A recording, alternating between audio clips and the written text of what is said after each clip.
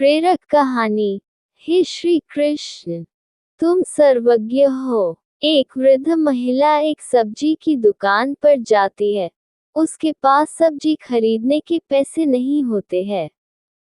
वो दुकानदार से प्रार्थना करती है कि उसे सब्जी उधार दे दे, पर दुकानदार मना कर देता है।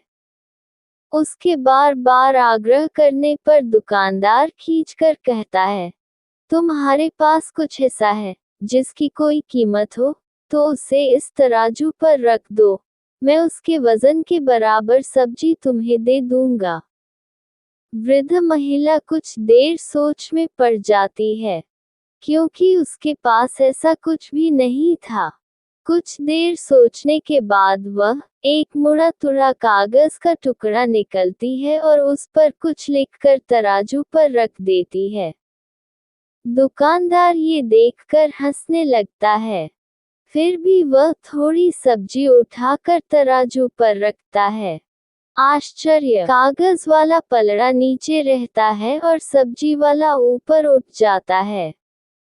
इस तरह वो और सब्जी रखता जाता है, पर कागज वाला पलड़ा नीचे नहीं होता।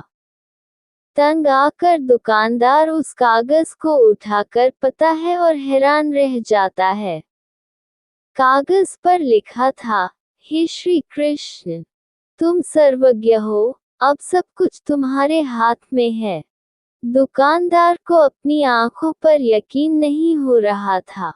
वो उतनी सब्जी वृद्ध महिला को दे देता है। पास खड़ा एक अन्य ग्राहक दुकानदार को समझाता है कि दोस्त, आश्चर्य मत करो। केवल श्री कृष्ण ही जानते हैं कि प्रार्थना का क्या मोल होता है। वास्तव में प्रार्थना में बहुत शक्ति होती है, चाहे वो 1 घंटे की हो या 1 मिनट की।